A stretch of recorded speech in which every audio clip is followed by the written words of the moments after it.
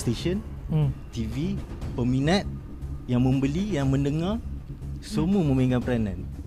So bila label invest ke artis tapi tak ada orang nak mendengar, business decision dia macam mana? Adakah aku henjut lagi lah, tapi aku punya PNL dah merah ni, aku nak henjut lagi ke? Macam mana? Dia tak hijau. Dia shade merah je. So aku nak henjut lagi ke? Aku nak percaya pada talent, ataupun aku nak buat talent lain yang boleh support kepada talent yang aku percaya ni. Itu dia.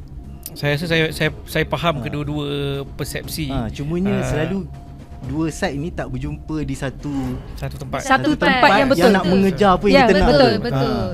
Yang mungkin abang boleh dengar kita orang boleh dengar abang. Betul. Betul. Sekarang ni ini personal saya POV as a artist sendiri, dia merasakan satu direction of the industry music sekarang dah tak macam dan menyebabkan some of the good talents tu macam tak dapat nak di-approach yang sepatutnya, and then industry music pula support lagu-lagu yang tak sepatutnya, mungkin juga saya rasa macam tu. And then on side label ataupun industri label yang lain, mungkin dia rasa macam saya lebih pada industri TV dengan Yop. So saya rasa resepinya lebih kurang sama. Bila dunia berubah, resepi kita pun berubah. Which is marketing plan kita berubah. Jadinya mungkin disebabkan itu persepsi kedua-duanya pun jadi berubah.